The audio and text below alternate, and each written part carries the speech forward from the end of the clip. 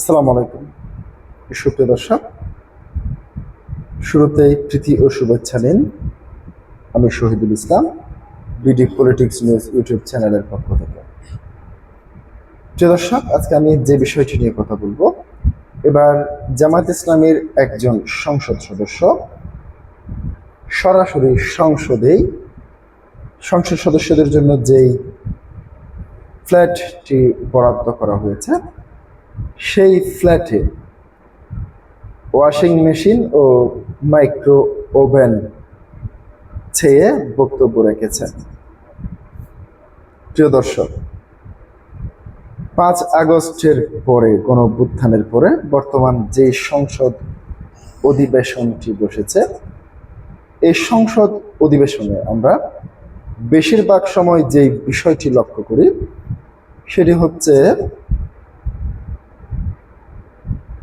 এক প্রকারে মাছের বাজারের মতো করে ফেলা, কিংবা এই সংসদটাকে এতই অসম্মানীয় বস্তুতে পরিণত করা। যেমন জামাত ইসলামীর একজন সংসদ সদস্য সংসদে ঢোকার সময় যে সম্মান প্রদর্শন করতে যে একটু মাথা নুইয়ে ঢুকেন, সেই বিষয়টি নিয়ে প্রশ্ন তুলেছেন। তিনি সেখানে বলতে চেয়েছেন যে এটি শিরিকের পর্যায়ে পড়ে। একটু যদি মাথা এরকম করে নুইয়ে সালাম দেওয়া হয় কিংবা করা হয়, সেটি শিরিকের পর্যায়ে পড়ে। এবার জামাত ইসলামের আরেকজন সংসদ সদস্য তো এর উপরে গিয়ে সংসদ সদস্যদের ফ্ল্যাটে ওয়াশিং মেশিন ও মাইক্রো ওভেন দেওয়ার দাবি জানিয়েছেন।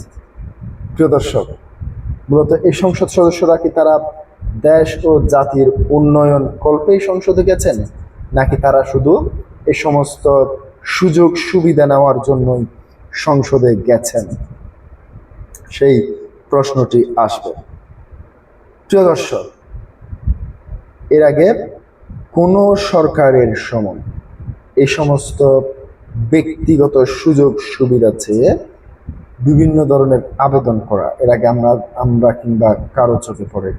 এই সমস্ত বিষয়গুলি হয়তোবা সংসদের বাইরে যারা আবাসন মন্ত্রণালয় রয়েছেন তাদেরকে অনুরোধ করতে পারতেন কিংবা চিঠির মাধ্যমে জানাতে পারতেন। সেটি না করে ডাইরেক্ট সংসদে এই সমস্ত বিষয় নিয়ে আলোচনা করে দেশ ও জনগণের যে মূল্যবান সংসদ, যেটি 1 সেকেন্ডের বক্তব্যের মূল্য সারা বাংলাদেশের জনগণের জন্য অনেক বেশি, সেই সংসদে এই ধরনের বক্তব্য দেওয়া কতটুকু যৌক্তিক, সেই প্রশ্নটি আপনাদের কাছেই রাখলাম। প্রিয় দর্শক, এবার কি বলেছেন সেটি আমি দেখতে পেয়েছি দৈনিক যুগান্তর, তার পাশাপাশি ইত্তেফাক সহ বেশ কয়েকটি নিউজ পত্রিকা এটি প্রকাশ করেছে। এখানে কি বলতে চেয়েছেন তিনি?